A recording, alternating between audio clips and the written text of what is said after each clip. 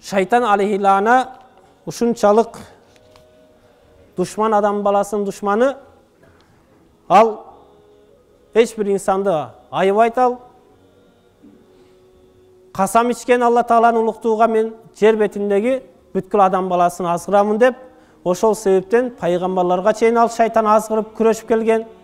Сиздер карап көрсөңүздөр, мисалы Ибрахим пайгамбар түшүндө көрүп Алла Тааланы баласыны Исмаил пайгамбарды курбандыкка чал деген вахини алгандан кийин, жанагы Исмаил пайгамбарды курбандыкка алып жөнөгөндө шайтан келип ошол Ибрахим пайгамбарга дагы азгырат.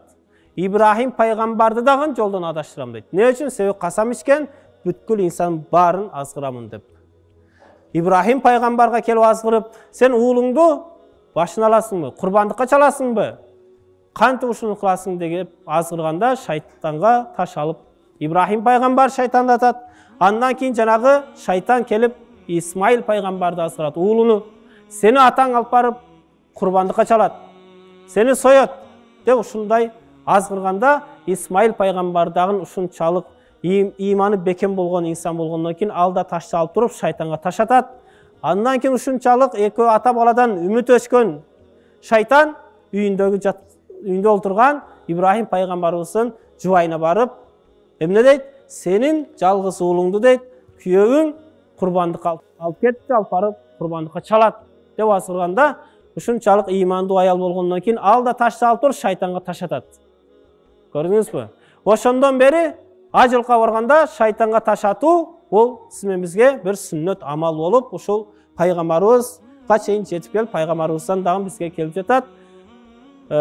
Бул жерде айта турган нерсе, биз ойлойбуз шайтан азгырган жок, 5 намаз окуп атабыз, орозомду кармап жатам деп ойлошуңуз мүмкүн. Бирок сиз тарыхты карап көрсөңүз, ошондой улук пайгамбарларды, баласын, аялын ар кандай жолдор менен кирип азгырган шайтан сиз менен бизди жөн койбойт.